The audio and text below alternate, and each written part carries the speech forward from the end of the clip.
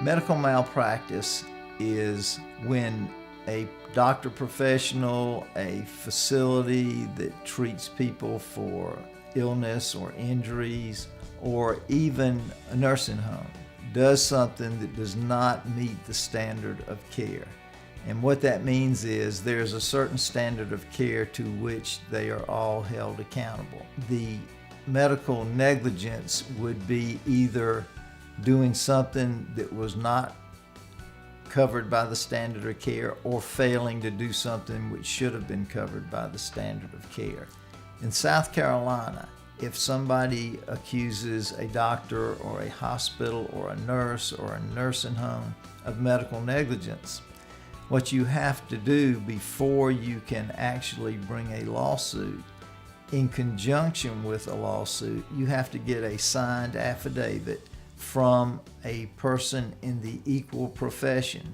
If it's a physical therapist, you'd get a physical therapist to give you an affidavit. If it's a surgeon, you'd get a surgeon. And that affidavit has to say what the negligence is, and that is, it is a deviation from the standard of care. So in order to get that, you have to hire a doctor or whoever to review the records, and they will charge you anywhere from significantly $3,000–$4,000, or it may be $10,000–$15,000. We front that money in the cases because most people just aren't able to afford to do that.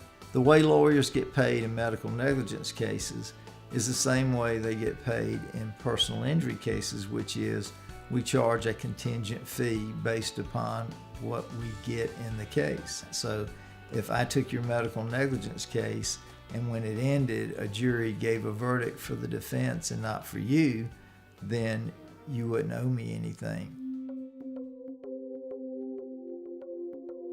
Many things are not curable, treatable, or many times things occur that are not the fault of any particular person or agency.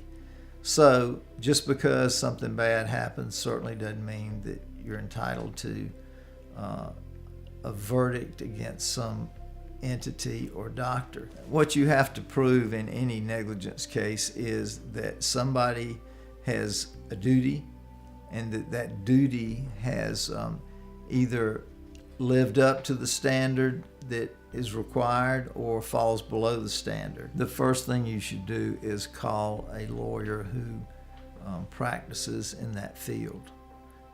And then a lawyer, if there sounds like there is a possibility of there being a case, will normally get you in quickly for a consultation and interview. And there's no charge for that.